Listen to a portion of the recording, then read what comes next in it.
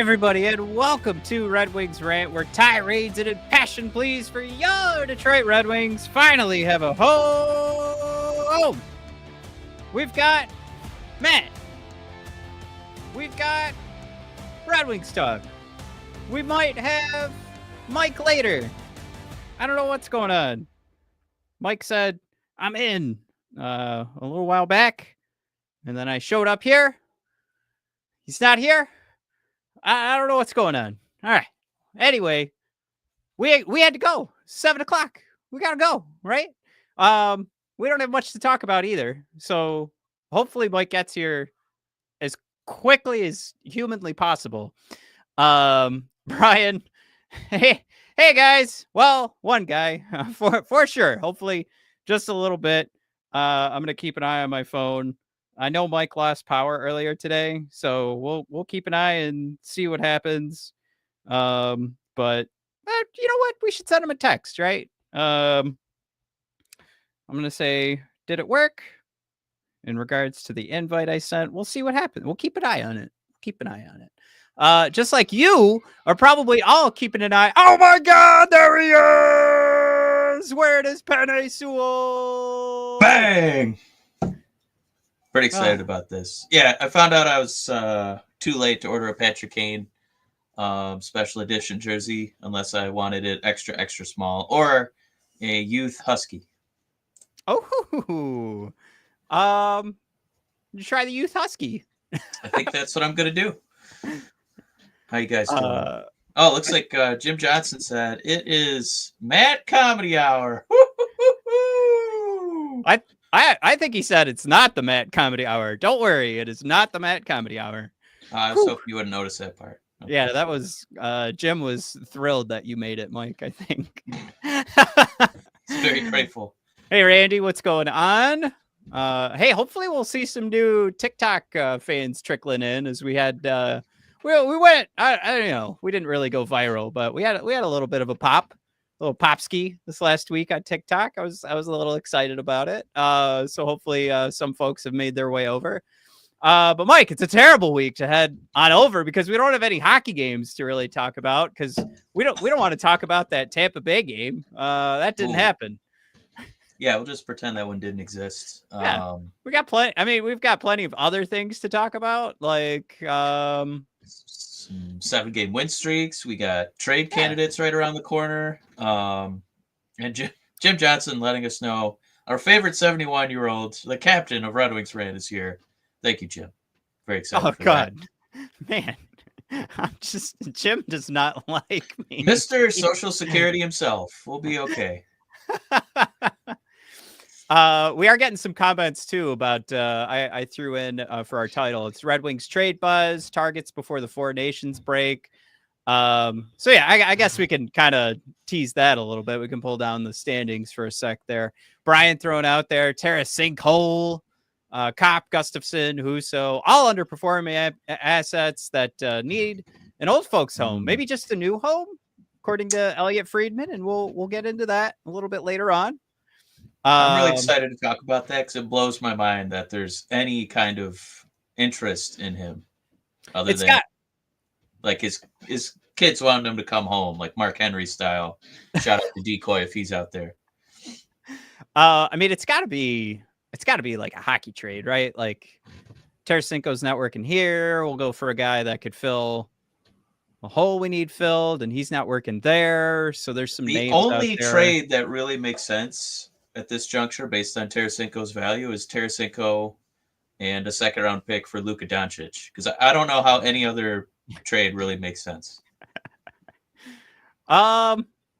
Is that's not the comparable, is it? It's not that egregious. It's not that egregious, but it's pretty close. It's pretty close.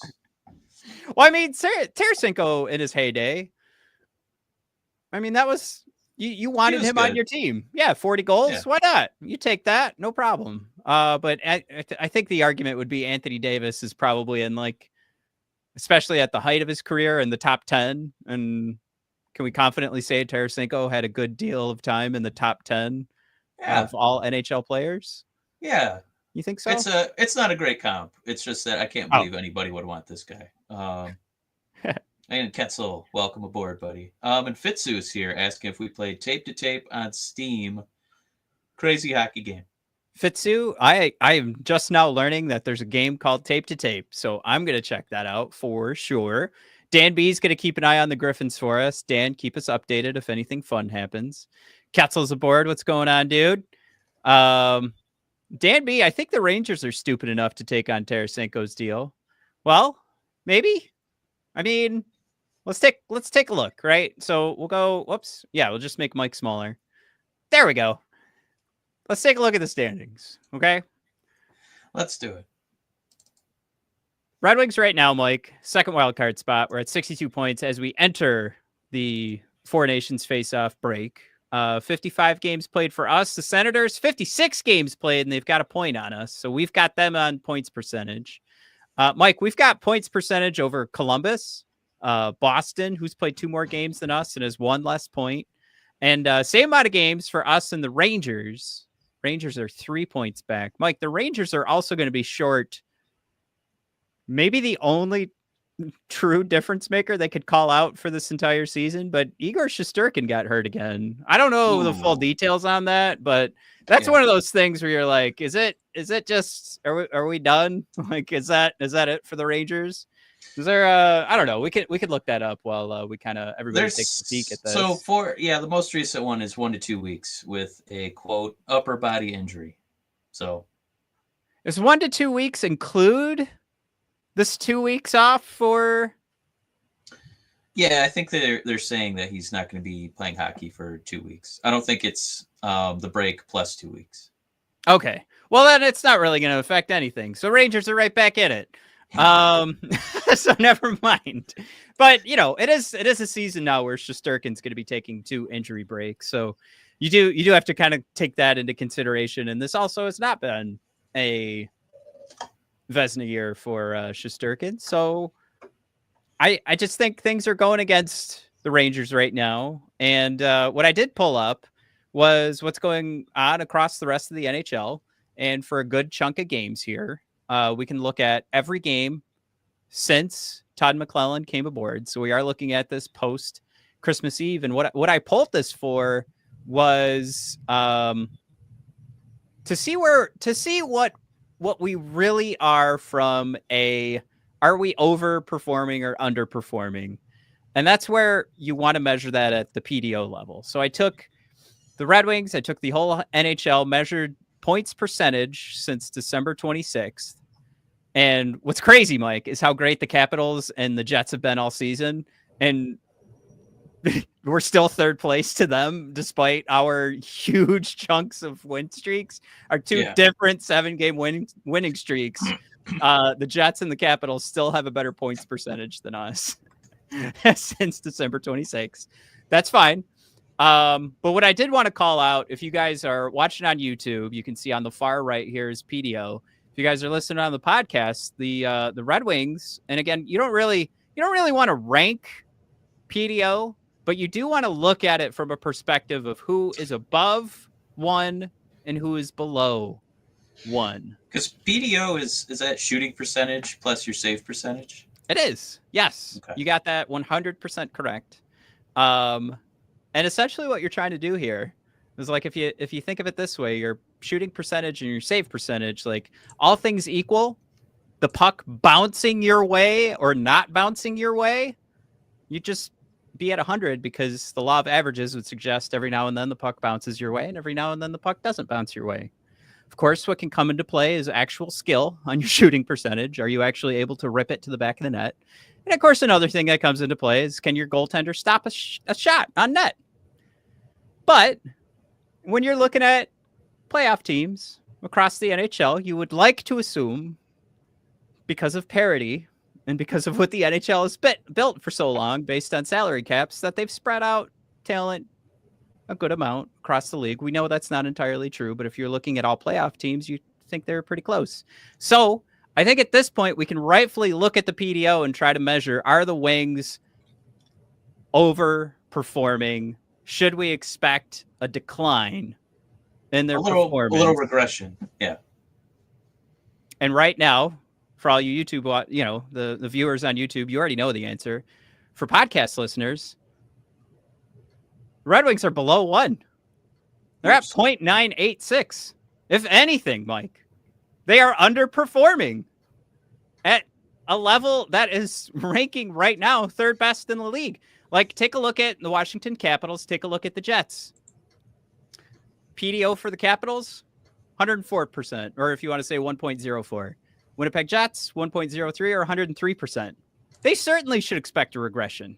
They are above average on shooting percentage and way above average on save percentage. They have way too. They're saving way too many shots, Mike. That's got to come back down.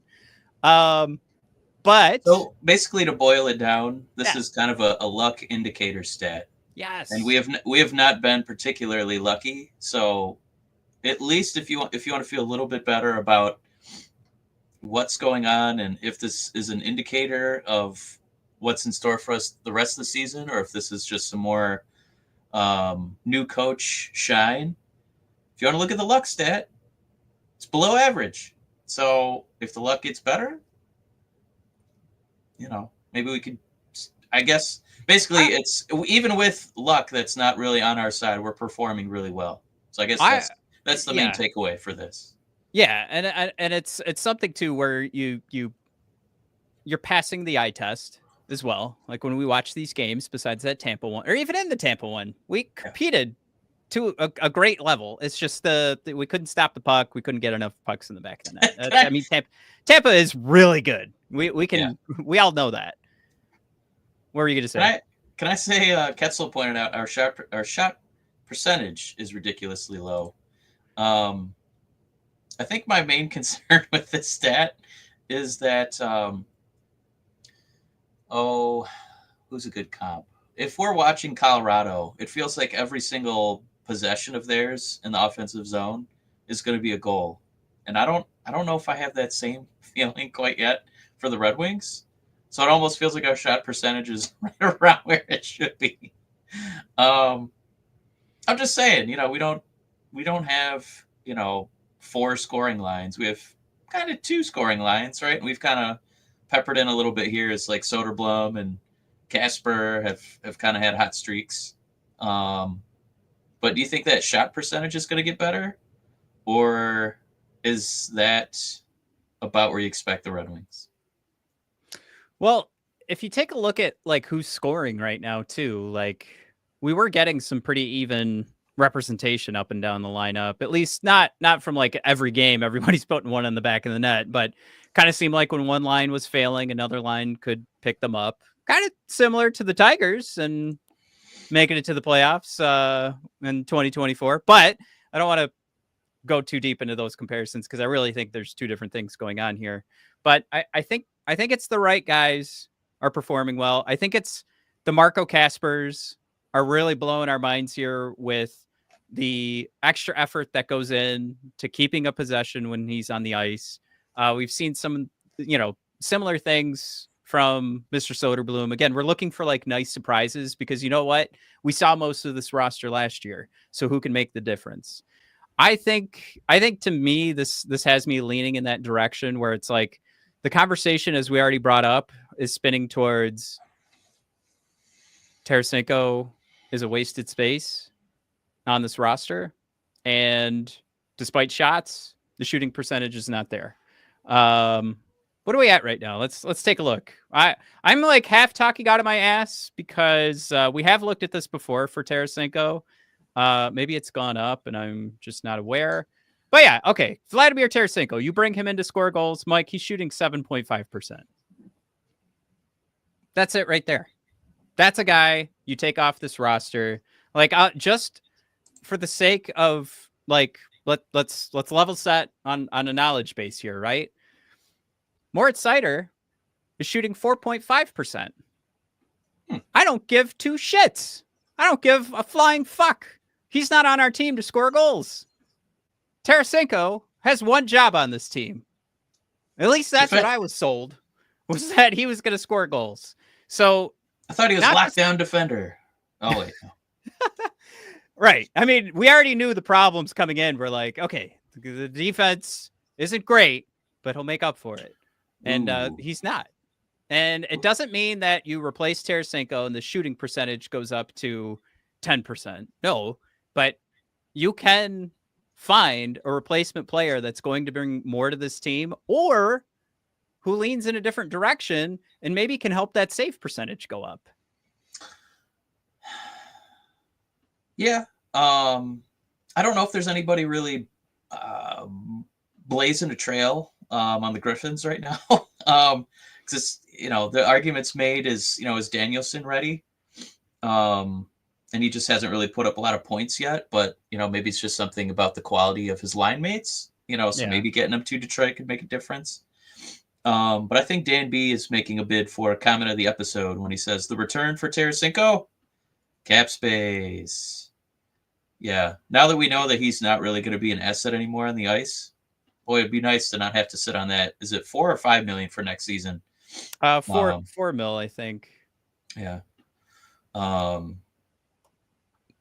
And then Key Ozzy, welcome Key, saying Shine would do better than Tarasenko. Yeah, he's not done a lot to endear himself to Red Wing fans. I guess what I thought was going on is, we know that Patrick Kane is not a defensive stopper anymore. Like he's not fast enough. He's quick, but he's not fast anymore, right? He had the Undertaker surgery. He's entering his mid-30s. It's fine. But you put him on the power play, he's a complete animal, and he's, stopping the other team's defense. They just look and see what he's doing. A true impact. It's one of the better power plays in the league. And I thought with Tarasenko it would be something similar. And it just hasn't been the case yet. I don't know if it's because he's more of a shooter than a playmaker, like Patrick Kane. So maybe we just haven't really seen that impact yet, but he's not really contributing 5-on-5. The power play numbers haven't been there. It's been tough. It's been a tough season for him. So yeah, if we're getting cap space, or as Brian Burton says, trading Vladdy for a pair of socks, I think in either case it would be nice to kind of clean up that cap space. And Ketzel, I'm right there with you, brother, saying he's so disappointed. I was actually excited to sign him. Yeah. I don't know if you and I were riding in the same time machine from a couple years ago, but yeah, it is a bummer. Like I'm not excited that this hasn't worked out. He hasn't even gotten, the boost, the Mclellan boost. So, okay. How about we don't do this very often. Question of the show. So we brought it up. He's at 7.5. Tarasenko's shooting percentage over his career. Danby wants to know. Let's do this, Mike. I just want to count out. He's been at 40 goals. Oh boy. All right. Well, not a ton here. We got one season. We've got 39 goals. We've got 33. There's some seasons he didn't complete, but for sure, like you were at least hoping for like 20. Can I say 20? Yeah. And we're at 7 right now, well beyond halfway point. Okay. So to get to that 20, you'd have to be closer to his career shooting percentage, Mike. Do you want to take a guess? This is shooting percentage outside of this season? You can include this season. Go ahead. Oh. Well, that makes me think that this season's high. No, it's not. Oh, this is give me 11. Close. 12.6, Mike. Wow. And rewind 1 year, 15.4% with Florida. 14.8% the full year with Ottawa and Florida. That's a winning formula to bring a guy on the ice to score some goals. This 7.5%, Mike, has not happened since his injury-plagued season 5 years ago, where he shot 6.2%. So it took an injury to knock him back. As far as we know, Tarasenko's not hurt. And we're really ragging on Tarasenko here. This doesn't solve all the problems, but when you're looking at these stats and you're trying to figure out all right, looking at the top 20 teams, you've had the third best point percentage out of all these teams on this list here, but you have the fourth worst shooting percentage. All right, 5th worst shooting percentage. Good gravy. Ottawa. What's up, dude? 4.69%. Holy mackerel, they suck. All right, Ottawa's due. Jeez, OP. 4.69%. Yeah, but still, you're not at the top of this list, and there's room for improvement, and there's guys that are available. But all that being said, for an episode where we had nothing to talk about, we just spent 20 minutes talking about Tarasenko and our shooting percentage. So we'll wrap up the conversation, at least on the standings perspective, with we're still sniffing around the division, but I do think that loss to Tampa and Tampa's back-to-back wins heading into the break here, and actually, you know, they might have ripped off a little bit of a streak there because they also did back-to-backs against Ottawa. But they've definitely, I liked how it was described on Puck Soup.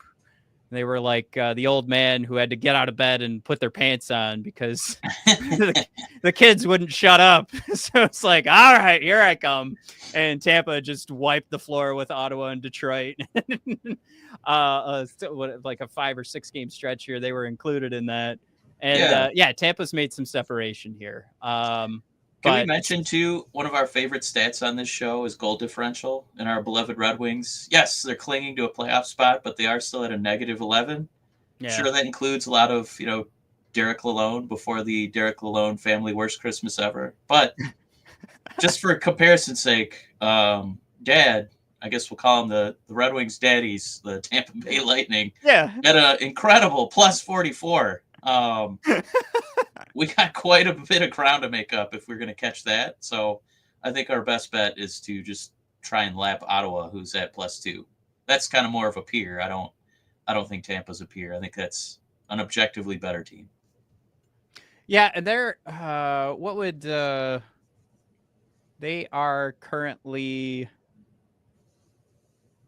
3rd in goal differential across the league. They've got 1 more goal than Dallas, but you're basically looking at Winnipeg and Washington, as previously mentioned, and you're going to rack up that goal differential by just having so many more wins than losses, obviously, like Winnipeg and Washington.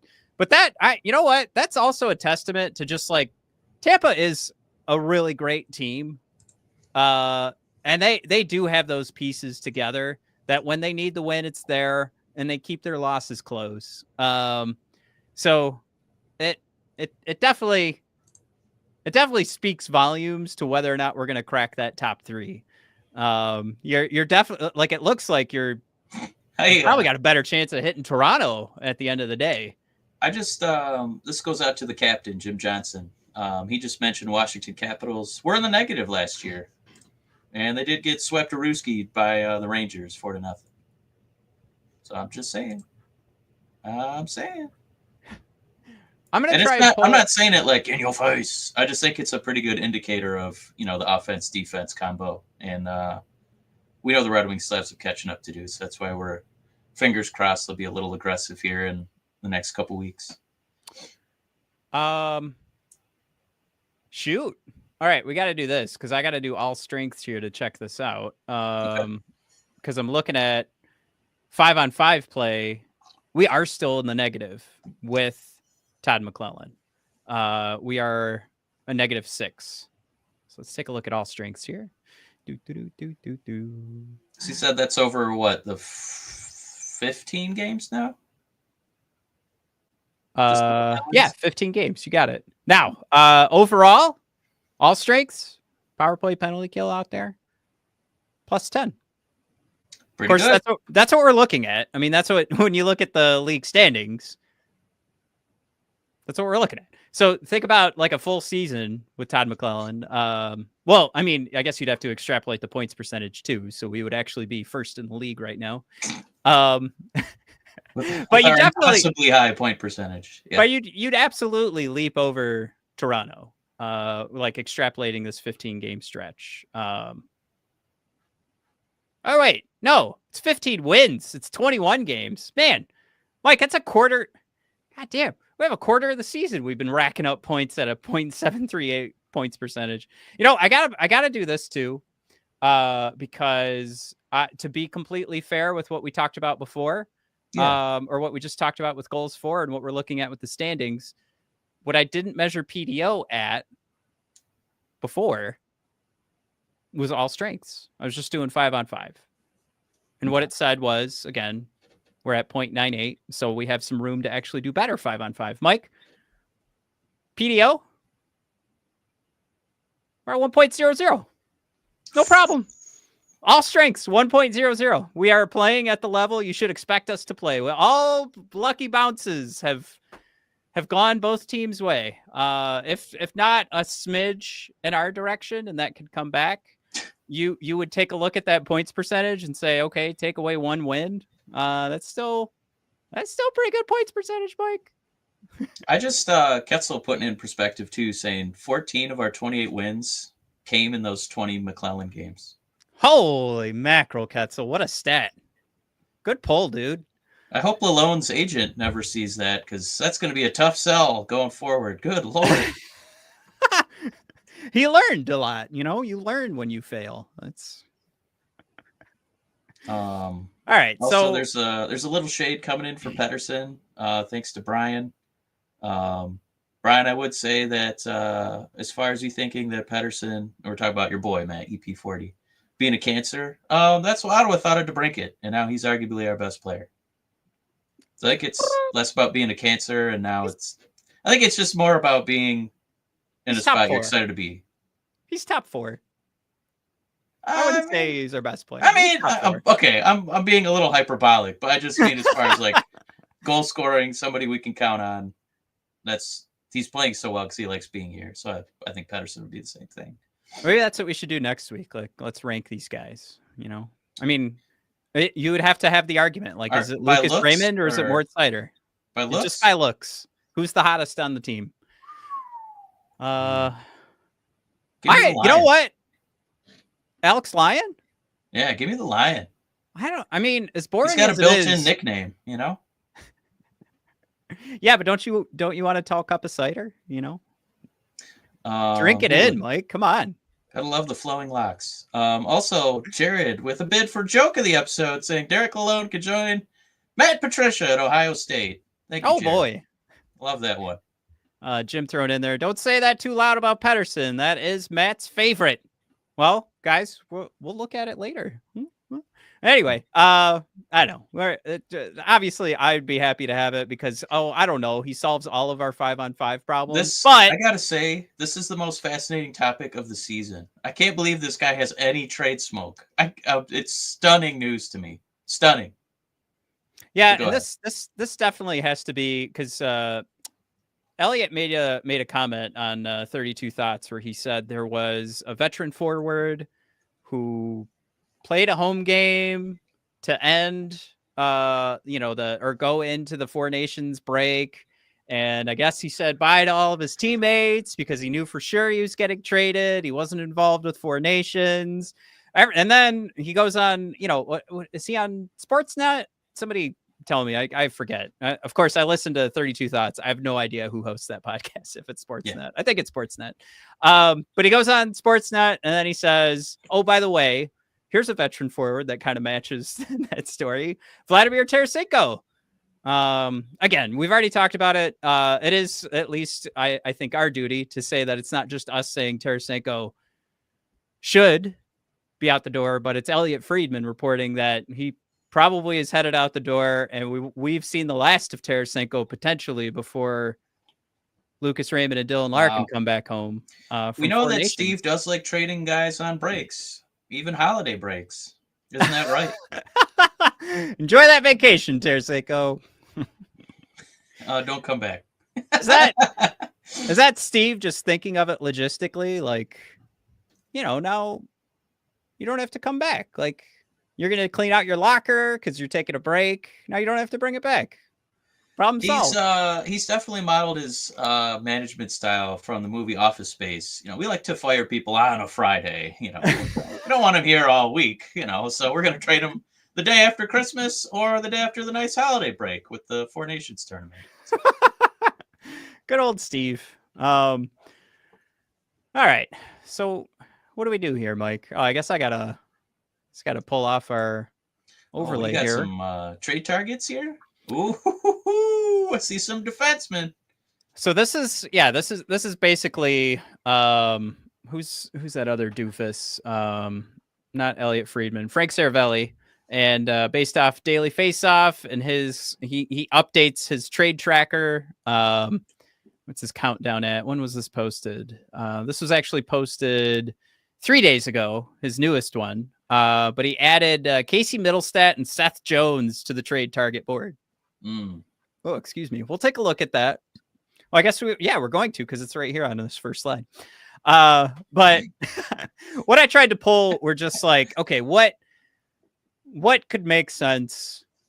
Not a 1-for-1 trade, but where could you see somebody eating a better Tarasenko? Like, you have to eat the Tarasenko contract, but you're expecting things to turn around because you have a better place to put Tarasenko.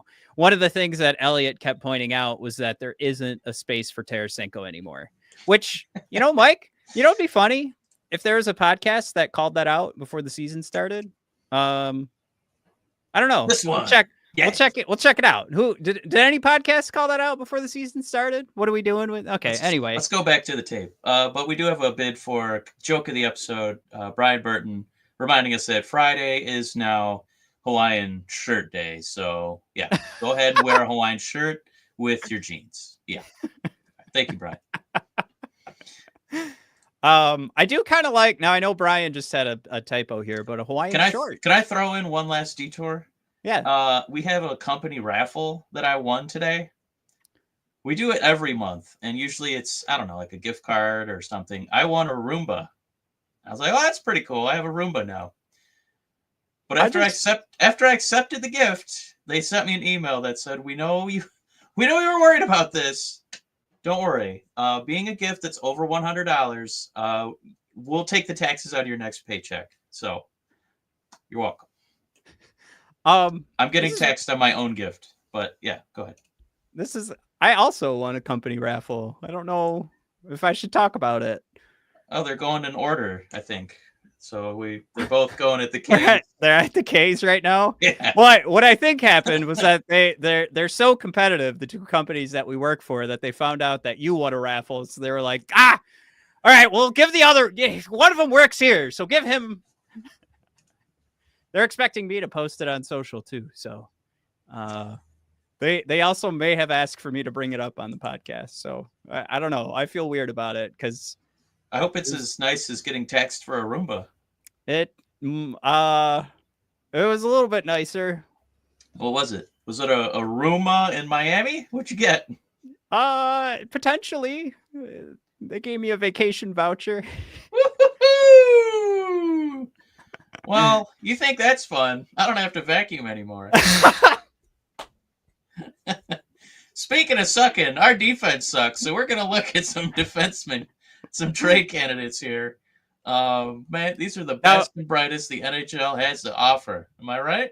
Jim throws out there, we need a second pair D. No more third pair D, please. Now, I'd like to know, Jim, who are you calling out on this list? Because right now, for the podcast listeners, we are looking at Frank Saravelli's call out number 4 on his list. Bowen Byram coming from the Sabres. Number 8 on his list. Seth Jones coming from the Blackhawks.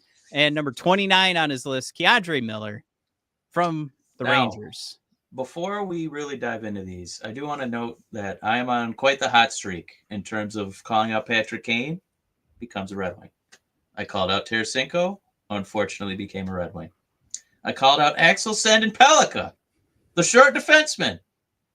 Now he's going to be a Red Wing. Matt, I've called Bowen Byram since I've started smelling and seen smoke signals in those NHL trade circles.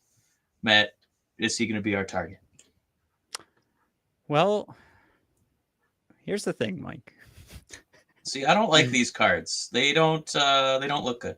They don't tell the whole story. Not good.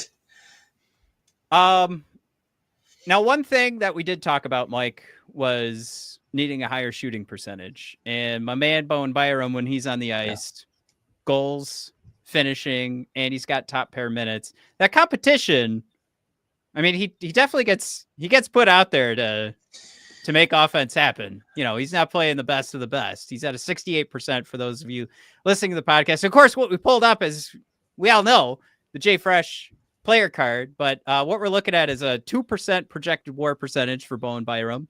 Again, top pair minutes for Mr. Byram.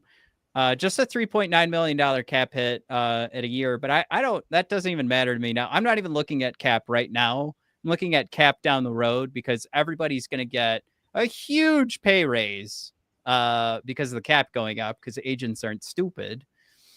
But what we're also looking at, Mike, is a guy who's not going to be helping us out too much 5-on-5.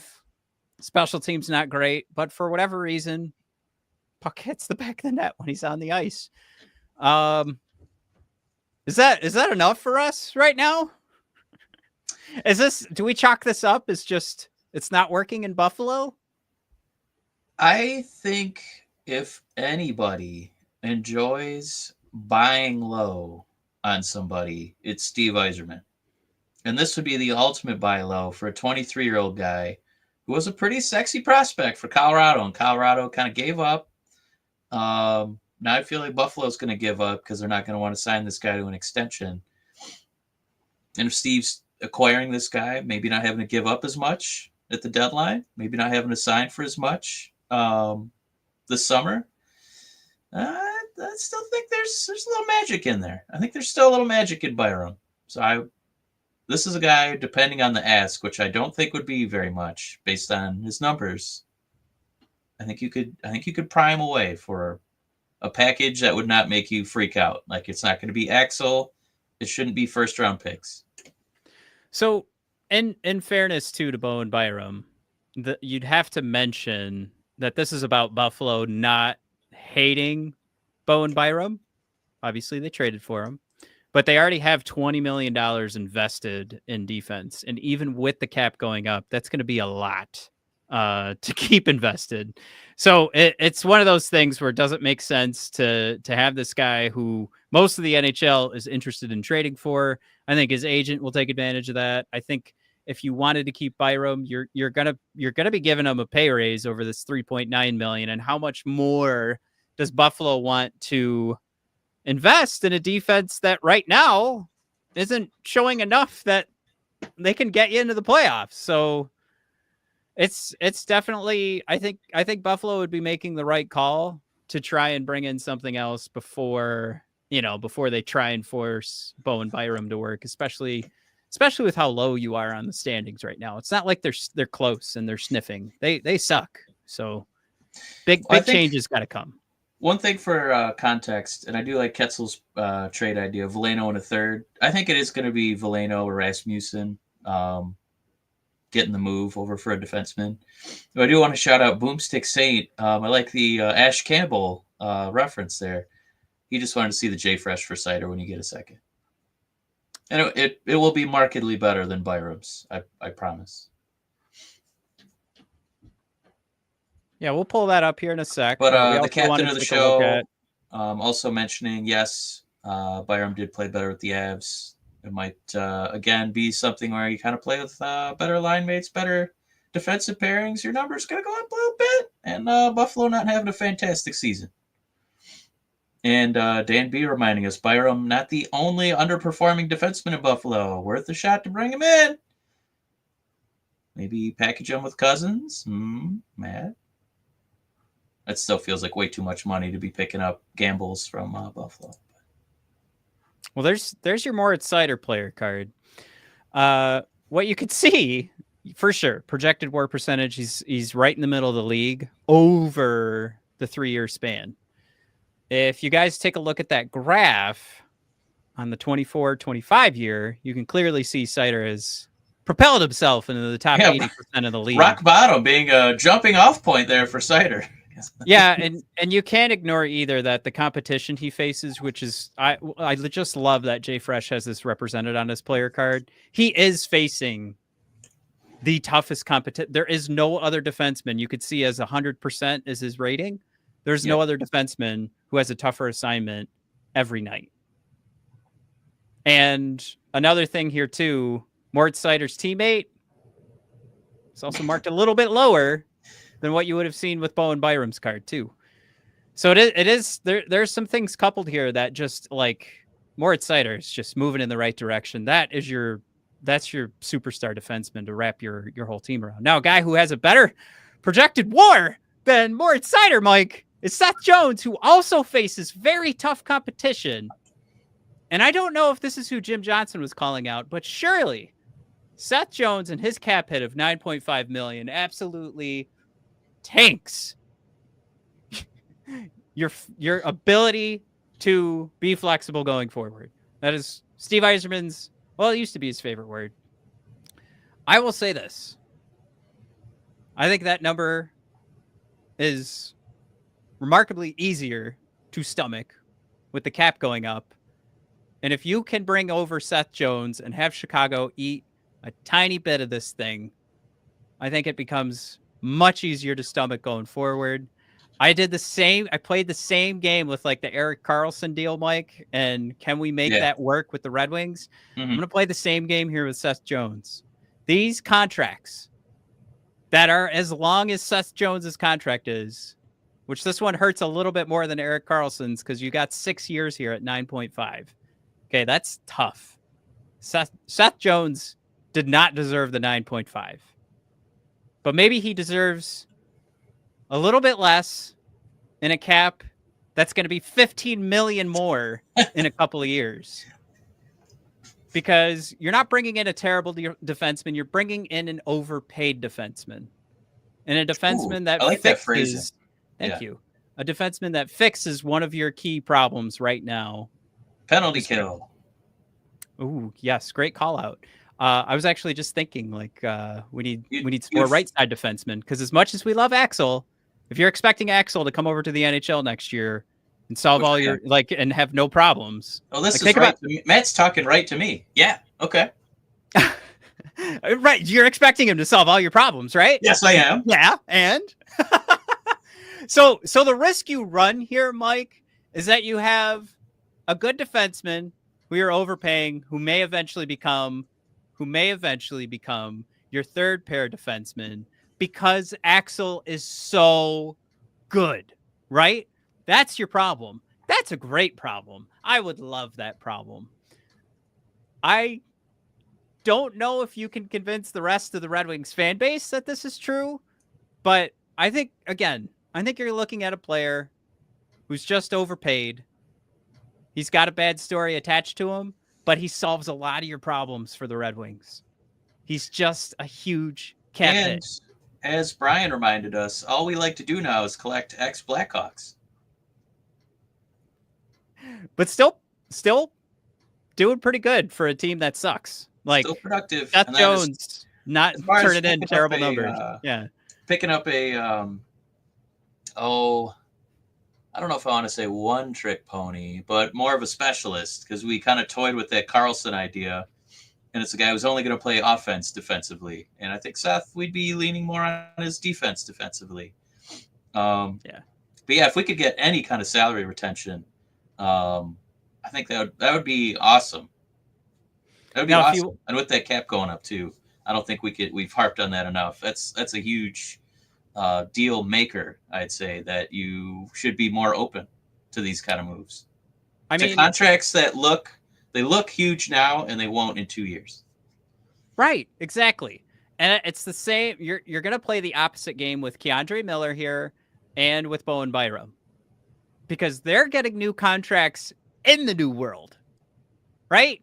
Like, you have that potential now that they're going to be asking to be not necessarily not being asked to overpay. Like, that's not how the negotiation will go. But surely we'll look at a number and say, what the hell? But you have way more control right now to try and make a contract that works if you can get Chicago to hold on to some of that, to take most of the contract off their books. And they'd also be more willing to eat some of the Seth Jones contract, because they know right now that they need to bring on some different flavor to that team. And they also know the cap's going up. So they will have more room to add to it. And you know what? You still got, what do you have? You still have one more year of maybe underperforming, but surely not a great team around Connor Bedard either. And I don't think he's going to be saying, I'm ready for my $14 million at the end of his entry-level contract, Mike, unless he performs amazingly next year, which great problem for Chicago, I think they would argue. Okay, so Keandre Miller, again, great penalty kill defenseman. He's on your left side. I know we call out a lot that we want to fix the right side, but Mike...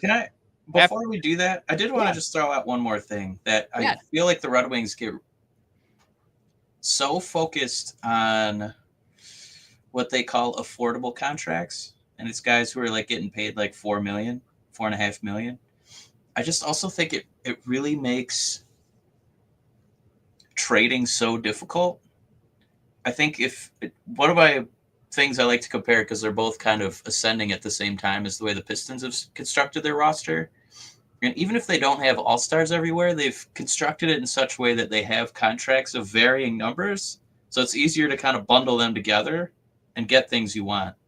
But when all you're doing is collecting like 34-year-old guys who are all making $4 million, it's like, I need you to not just eat one 34-year-old guy. I need you to eat 3 of them, and that'll get us to $12 million. It's like, yuck. Can I just take one of those guys and then like flesh it out with, guys on entry-level contracts, that kind of thing. But it just makes it so hard because you can't trade a 4 for a $12 million. You got to trade, $12 million worth to try and get up there. So you got to take 3 pieces of garbage instead of 1 piece of garbage. So I guess that's the other kind of appeal of rolling the dice on one of these, big money contracts, is it makes it easier to trade down the road. Yeah, and I would say too, like that you have to lose at some point to get better, right? Like you got to do something to shake up your team. We can't just keep saying like all these draft picks are going to work, and we'll just keep signing guys to reasonable contracts and hope that Tarasenko keeps his 20% shooting percentage. Like of course, like look at what a huge pay cut Tarasenko took. You know why he took that? Because nobody else wanted him. Right. There were people kicking the door down. So at some point, you got to throw out a contract. You got to throw out a trade where it really hurts. Now, I will say Jim Johnson will call this out. No Seth Jones unless the Hawks retain 50. I don't think you're getting that. I think you're giving up a lot if you want them to eat quite a bit of this contract. I would expect I don't know. What would I guess if we want $1 million, we're talking about 10%, so a little over, so like 12% of the contract. But Jim goes on, it's just too much term for him to eat. That is a lot of term, Jim. The one that he did call out too, trade for Rasmus Andersson from Calgary. I think we called that out together earlier in the season. However, Calgary did say they're going to give it a go. Vancouver's struggling enough that Calgary's like, all right, nobody's on the trade block. We're just going to forge ahead and see if we can make this work, which Calgary struggles to bring guys to this team. So I think the last thing they need to do is look at a contract that works and a guy who plays well with their style of play and says, we got to ship him. Cause he's still got 2 years left. So, and he's 28. So Jim, I don't think it's a bad call out, just to speak to the narrative of like, Seth is probably available. Rasmus is not. So it just dealing with that reality is kind of what sucks. Also, welcome aboard, Matt Burner account. The other Matt saying Tarasenko $1 million retained and JT Comfort to Colorado for Mittelstadt. Ooh. That one's kind of fun. Speaking of which, next on our list, Casey Mittelstadt. See, that was me. Thanks for putting that into the comments. Number 5 on the list here. This, of course, was me kind of playing the game of like, how can we upgrade that second line? There's got to be something there, and I do think either Dylan Cozens or Casey Mittelstadt are going to be that upgrade for you for what we're currently serving up. Definitely Casey, I think has more potential there. But for both of these guys, I think we've pulled up a Cozens player card before. You're not gonna. Your socks are staying on, Mike. They're not going to be blown off. Casey Mittelstadt's player card has him at a projected WAR percentage of 46%, even playing on the Colorado Avalanche. If anything, it came down after he left Buffalo and went to Colorado.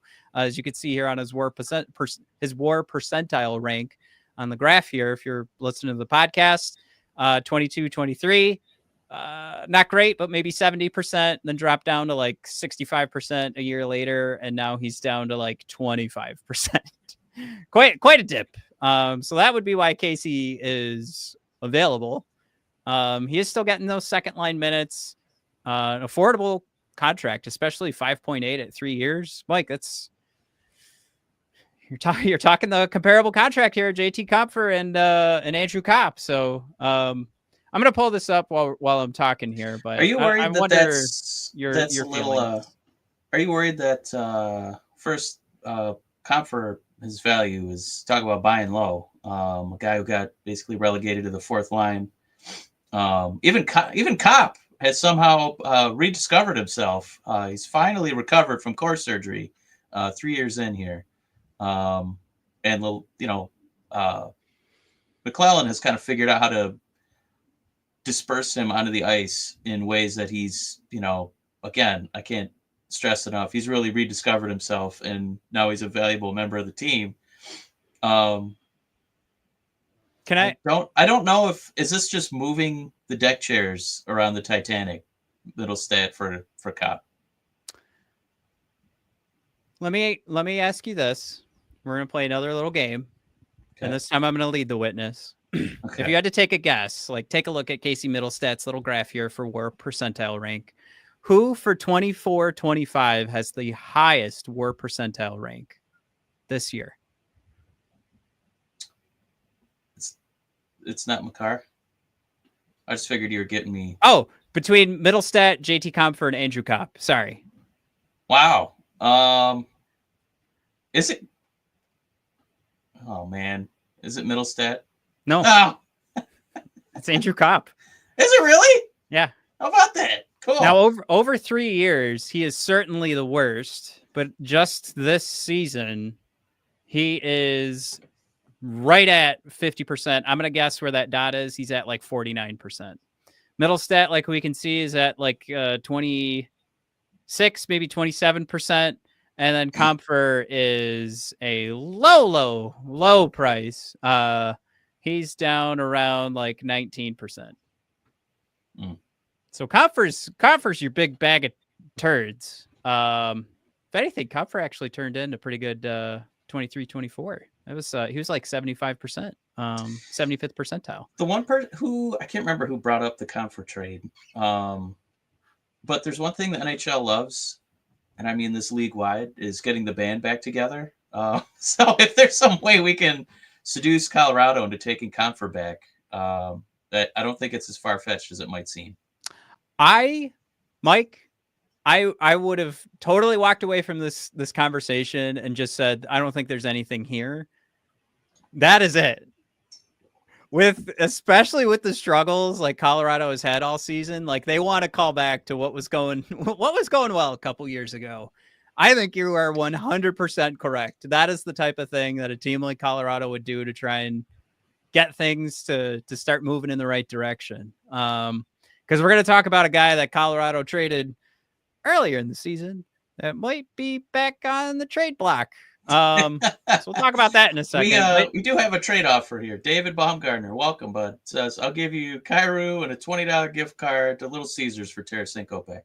Hey, all right. He's playing the game. Dave, you know what's up. I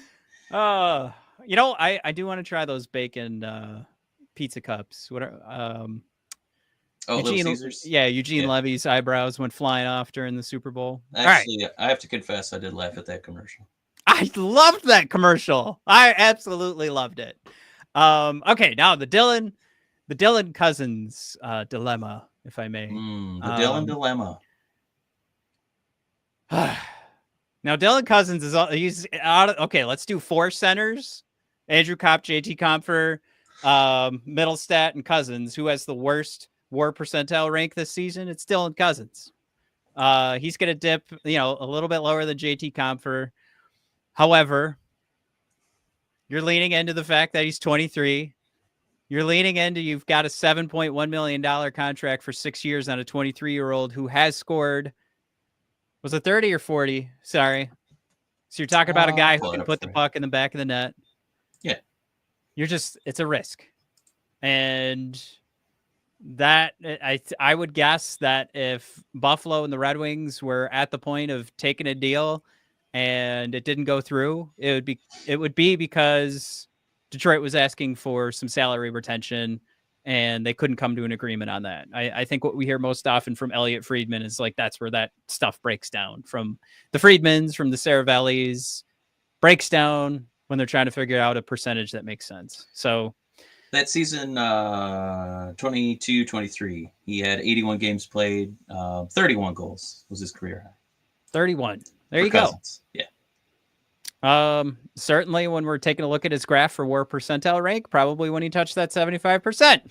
But yeah, I mean, this is something where there has been success in the past. And you're probably, because of the contract, not having to give up too much, because you're probably like part of the conversation with Buffalo is like, nobody else wants this. We'll give it a shot. So yeah, again, salary retention coming into play here again. Just same thing with Seth Jones. That's where these things break down. Because I think it's to the point where Buffalo's like, all right, if we're going to start retaining salary on this, then we're going to tell the rest of the league we're going to retain salary on this, and let's see how much we can get back. And that's where this goes all the way up to the trade deadline until they've, shopped it around enough that they're happy. Unlike the Dallas Mavericks. So Buffalo's got to do something right at some point. So and it's make a trade with us. Yeah. We do have a quick reminder in here that who had that? Fitzu was saying excited for the Nations Cup starting in 10 minutes. Oh, Lucas gosh. Raymond versus Canada. I did want to get us out of here before that started, and that was that was a little bit ago. How long ago was that comment?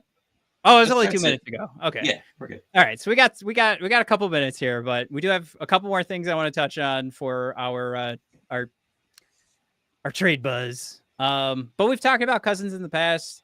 I think I'd take that risk. I don't think there's a lot of other people that want to take that risk because it's always, Jim puts it out there. Thank you, Jim. Too much term, and obviously that also, like, if the term was, or if the cap was $1 million for 6 years, we'd be happy to take it. But it's term and price too long. So that's where Jim sits. Elias Pettersson. That's why Matt wanted to extend the show. This is his mic drop before we walk out and watch Lucas Raymond.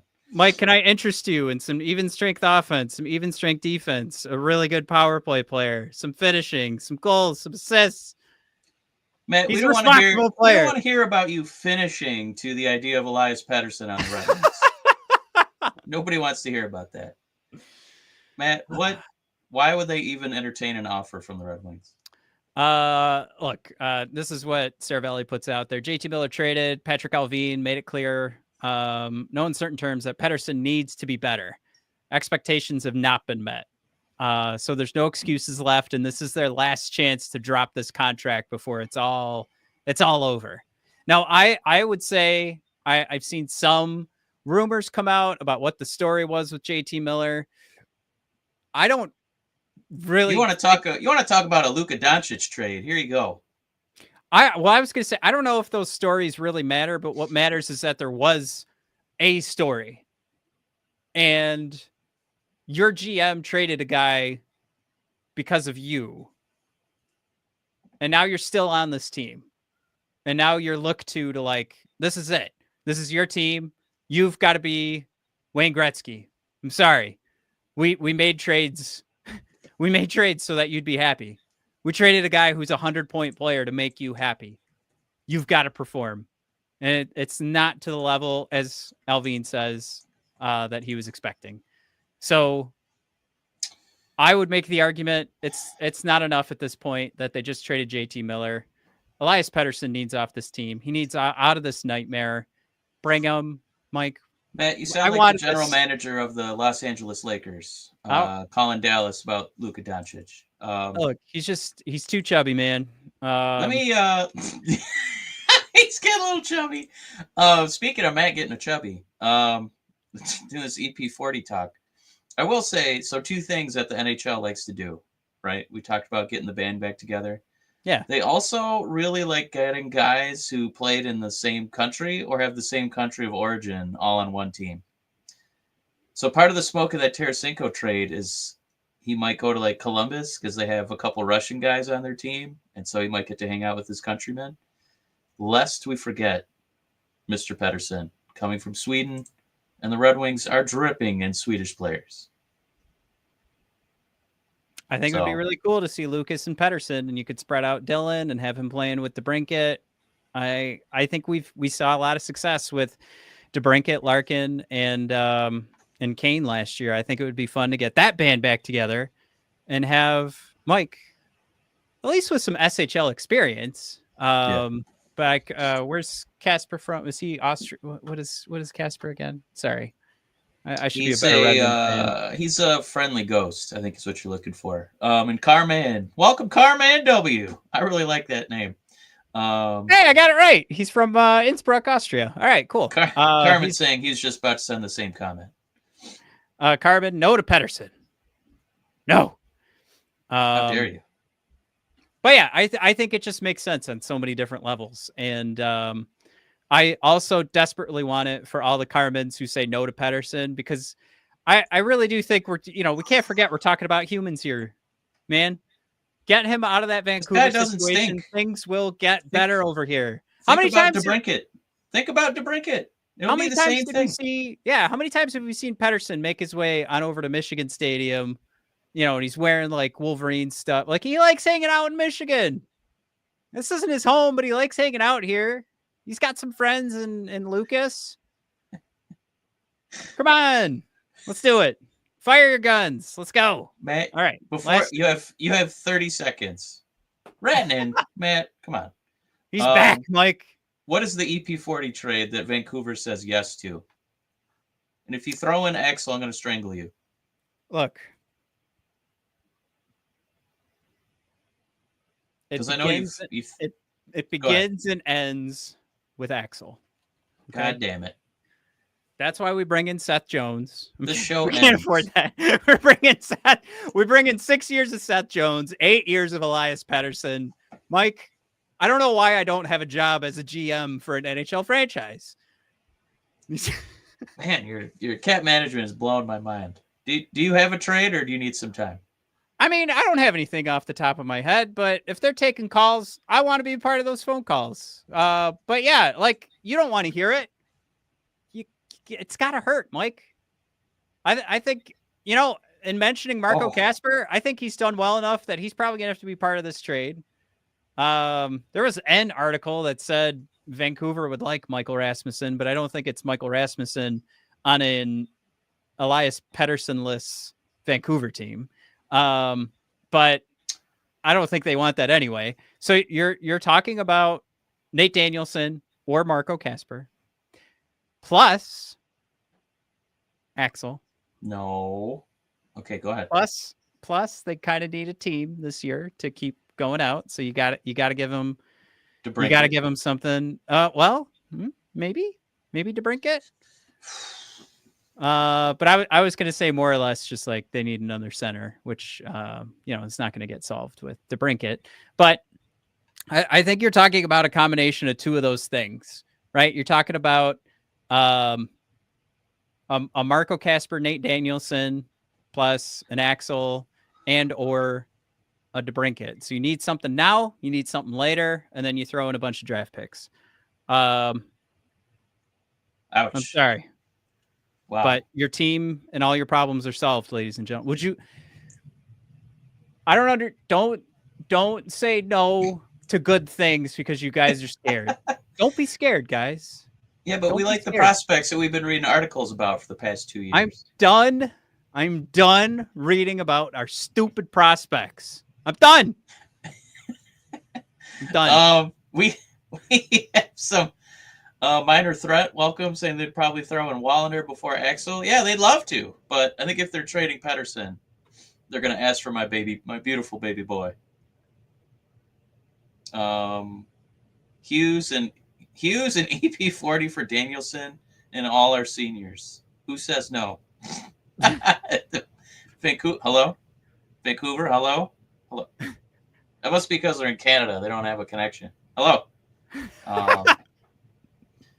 Yeah, it's a tough trade for us, Matt. You know why? Because we don't have any expensive guys. You got to throw in, to offset that $11 million. Yeah, DeBrincat. See you later, buddy. Whew. Toodaloo. Woo. Thank you for the memories. Sorry.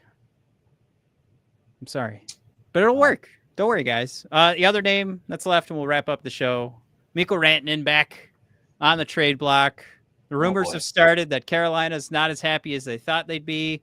And they also, at this point, know, according to the rumor, that Mikko Rantanen is not going to extend. So it's not working out as well as they'd hoped. He's not going to extend. So let's see what we can get for him before, Mike, they lose their huge unrestricted free agent in the offseason. Same game. Well, not really the same game Colorado was playing, because Mikko was like, yeah, I'll sign with you guys long term, no problem. And Colorado was like, we're good, man. We know there's a ton of chemistry here, but we're fine. See you later. Look, I'd explore it.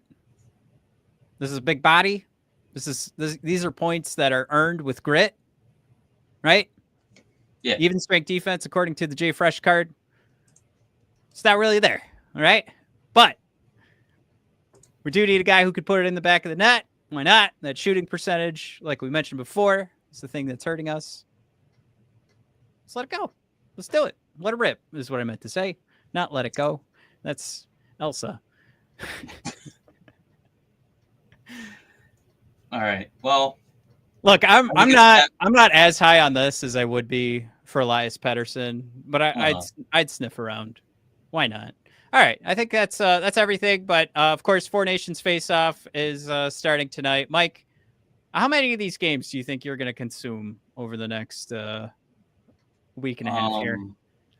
If Axel was playing, all of them. He's not, so some of them. Yeah, it's an NHL tournament, so nobody. They also forgot to name the trophy, which is fun. Well, so it's NHL only, and Finland has 8 injuries that they're dealing with right now, so they don't even know. They've already invited all the Finnish players, and they're like, well, what do we do now? And NHL's like, I'm sorry, this is an NHL tournament. You guys just got to figure it out.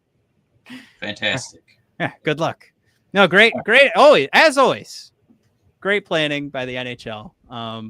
Looking forward to Canada just winning this.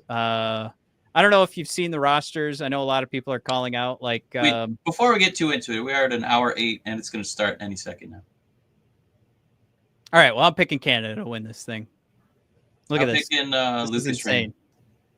All right, go for it. Yes. You want to put $20 on it? No, I will put an Andrew Kopp jersey on it. Let's put our giveaways that we got from our respective workplaces. Oh man, there goes my Roomba. All right, thanks everybody for tuning in. We will we'll see you guys. Enjoy Four Nations and more trade rumors, and hopefully a Tarasenko trade to talk about next week. All right, see ya.